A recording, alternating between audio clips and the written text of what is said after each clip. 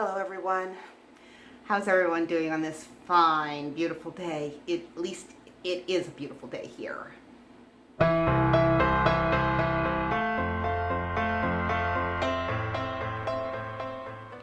It was really nice because last night I got to turn off the air conditioner and open up my bedroom windows and sleep with the windows open. And I love sleeping with the windows open, but whoa, the last couple weeks here has been extremely high dew points, high humidity in the 90s, but these last couple of days, it's getting up to 80 during the day still, but at night, these last 2 nights, it's gotten down to like 59 degrees, and the dew point is low, so the humidity it's just so much more pleasant when it's like that, isn't it?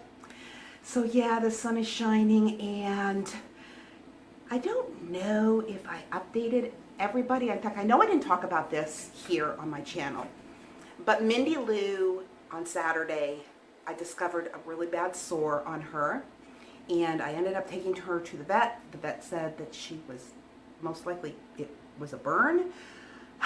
I mean, it's like that big around, and I don't know what could have ever burned her, because this is not a dog that likes to get into things and move around a lot. She's 12 years old. She's got arthritis in her front feet, and she's got her one back pad. She's having some problems with that. And so there's these issues going on. So for this to have also happened is just, it's boggling our mind, because we have no idea what she possibly ever could have been burned on. And the other thing he says, that it could have been a reaction, even though it's rare. He did read that the antibiotic that she had been on, and she was taken, she only had 4 more doses to go on a 2-week regimen, and can cause skin disorders. So he took her off of that, put her on a different antibiotic, and that was technically for her back paw, but now it's also for this thing happening. So who knows? I don't know. She's feeling a lot better. She's perky, she's barking, she's, more herself now. So that's a good thing. But anyways, right now what I'm going to be doing is I'm going to be making my husband his dinner.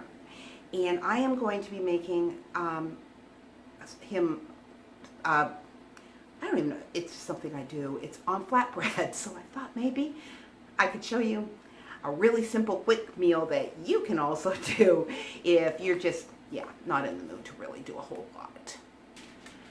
Okay, now the first thing you're going to do is you're going to set your oven temperature to 425 degrees. And what I'm going to do is I'm going to stick my pan in my oven as it's heating, but I also get a piece of oil to be able, that will fit on top. But warming your pan in your oven helps to get the flatbreads browned quicker. So yeah, it's all about quick, right?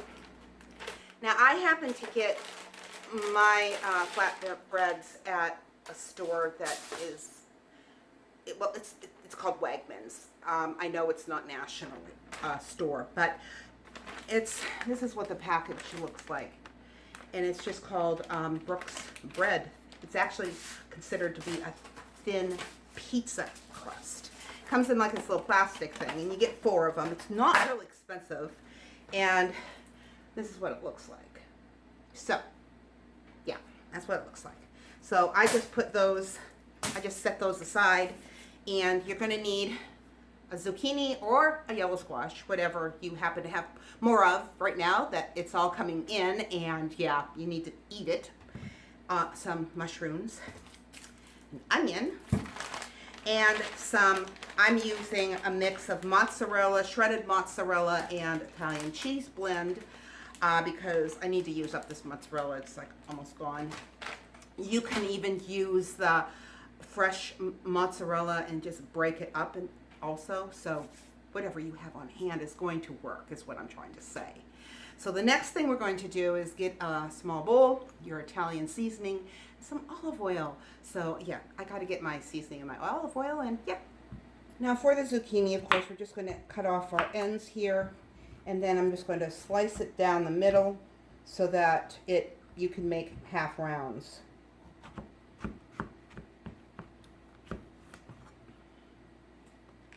And apparently my knife isn't very sharp. So anyways, we're just going to cut them in about 1/4 inch slices. Nothing has to be done perfect. If you have a very small zucchini, you don't even have to cut it in half like that. But I like to do that because I like the smaller bites.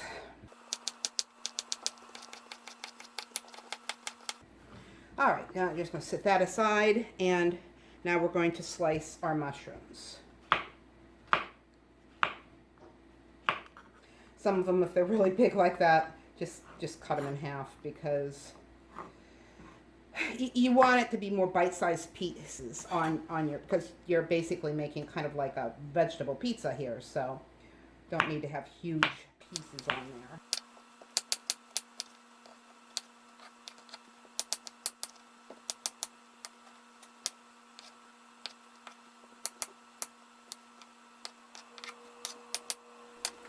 Now here I am, I've cut up all these vegetables and I forgot to cut up my onion. So you can use whatever onion you happen to have on hand. If you have green onions, red onions, you have, you know, small little shallots, it doesn't matter. Whatever you think that you're gonna like, and you don't even like, I'm not gonna use this whole onion, I'm only gonna use half of it. And I'm just going to kind of make a little bit thicker slices and add that to our vegetables here, because this is just going to go into our pan. Now, I hope you can see all this. I've just now looked up at the camera to see if it's even looking at me, and thank God, yes it is. So, the stove behind me, I am heating up with a good sized drizzle of oil on the stove here, and I'm just going to fry up these vegetables. Oh, did you see that one fell on the floor? I guarantee the dogs won't want it.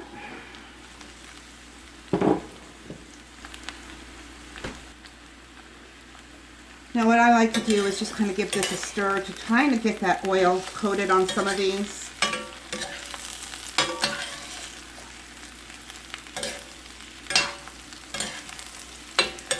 As you can see, there is not a lot of oil in here. I'm thinking maybe a tablespoon, maybe a little bit more. It's really going to depend on how many vegetables you have. And I'm just going to put a little bit of salt and pepper on this.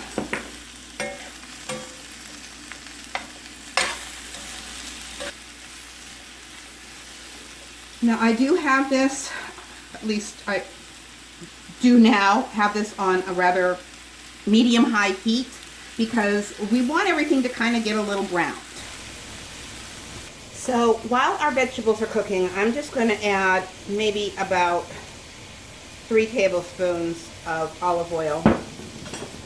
And yeah, I just kind of dumped, so it's hard for me to tell you. Oh, my oven's hot. I'll see him get this off. There we go. Oh, what is that? Maybe a teaspoon? And that is Italian seasoning. Just mix that around a little bit in your olive oil, and we are going to brush it on our flatbreads. And you want to get that all over it, all the way to the edges. You can even get some of it on the foil, it's fine. Now the next thing I'm going to do is I just went outside and I picked some basil. This happens to be some holy basil and some purple basil, and I'm just going to chop this up. And you can use more or less, eliminate this even if you don't want to. Use something else on it, that's fine. This is just going to go on top after it's actually been cooked in the oven. This is kind of just a garnish. Okay, so I'm going to check on those vegetables now. My vegetables are almost done, and the next step is going to be to put the cheese on top of our flatbreads. The cheese is actually going on first. And again, you know, use what you like, use what you have, use as much or as little as you want. I mean, it's cheese, folks. Doesn't everybody love cheese?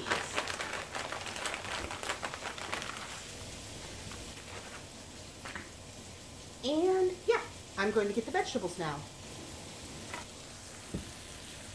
Don't they look good?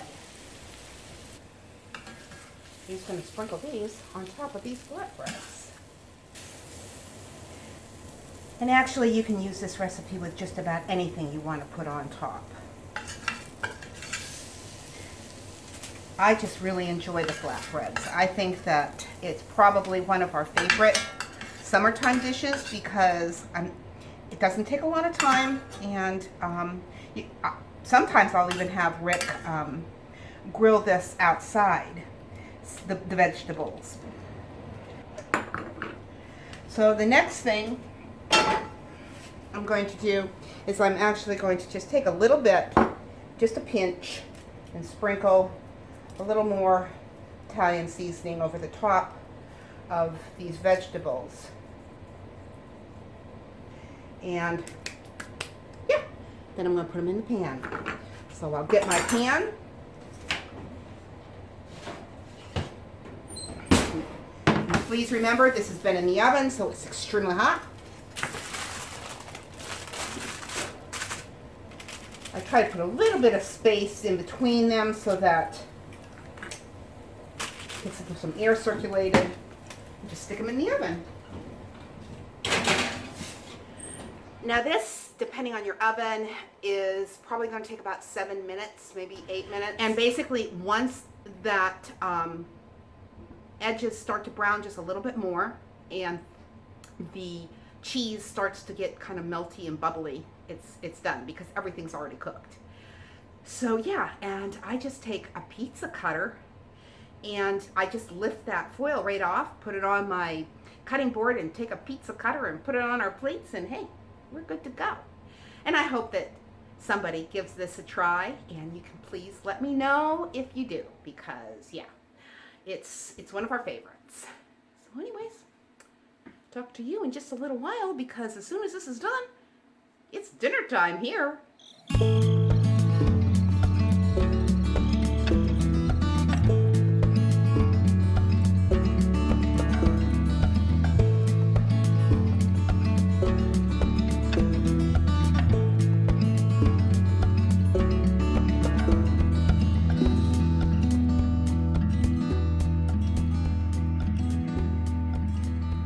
In today's devotion, we are going to be looking at a verse in Ephesians, and that's in Ephesians chapter 1, verse 18. I pray that the eyes of your heart may be enlightened, so that you will know what is the hope of his calling, what are the riches of his glory, of his inheritance in the saints. The eyes of the heart. It's an odd expression, isn't it? Our eyes allow us to see things, and we can also, in a sense, see things with our mind. Such as when an item is described to us, we can visualize it in our mind. But also, when we listen to something in any area, the eyes of our mind are also able to grasp ideas. But here we are told that the heart has eyes as well. And if we think about this for a moment, the heart does need to see things because the heart needs to grasp truth to really understand it. The heart in Scripture is the seat of our emotions. Do you remember in Luke 24 when the risen Lord appeared to two of the disciples as they were walking to Emmaus? The Lord joins them, but they don't know who he is. He walks along with them and unfolds to them all the scriptures concerning the promised Messiah.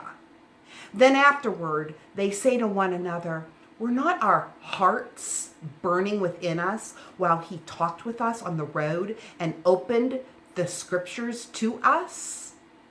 That burning of the heart represents the eyes of the heart being opened. It's when the heart comes alive and is deeply moved. It's this burning of the heart that the writer in Ephesians desires for these Christians.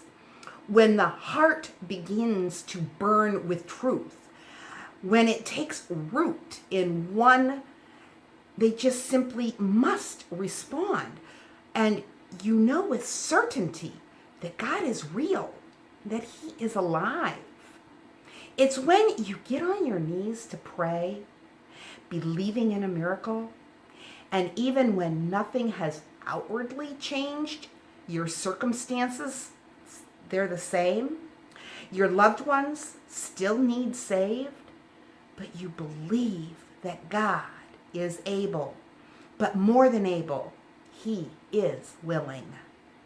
It's when you are resolved to keep praying day after day, month after month, year after year in anticipation, believing that God is working everything out according to his will and for his purpose.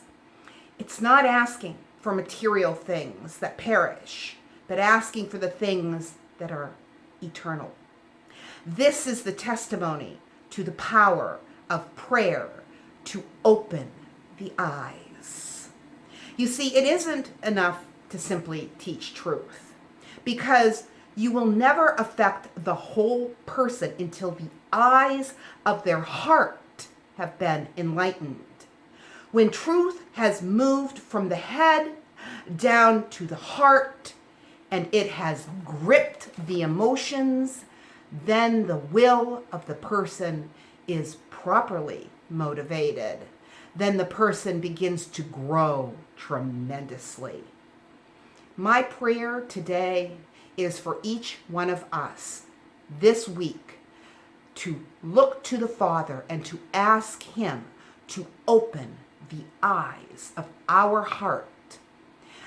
But for that to happen, there must be the bending of the knee, pleading of the Spirit in prayer, so that truth becomes vital and compelling, and we felt the power of his presence.